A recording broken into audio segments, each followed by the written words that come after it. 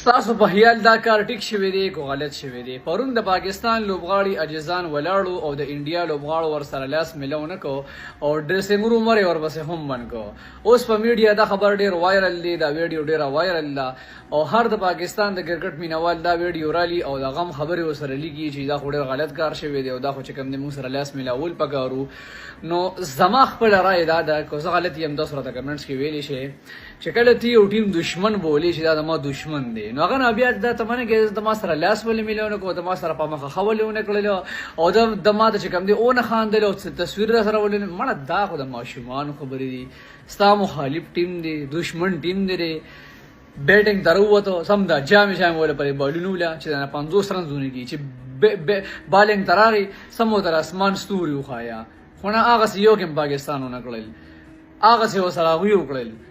په بیټنګ کې ورته اسمان ستوري خو په بیټنګ کې چې کوم دی جامې جامې ټول لوویشتې نو هغوی خو په نرم باندې میچ وګټو.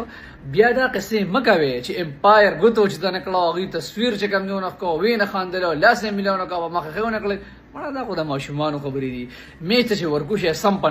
نرتوب لوبه کوئ میچ ته ګټئ چې هېڅ خبره پکې نه پاتې کېږي چې اړو دا خبره پکې نه راځي چې امپایر ګوتو چې ته نه کړه پلانکي ونه خاندل پلانکي داسې ونه کړو چې مکمل په جړا درنه سټیډیم نه لاړ شي دې ته نرتوب وایي. دا خو نرتوب نه چې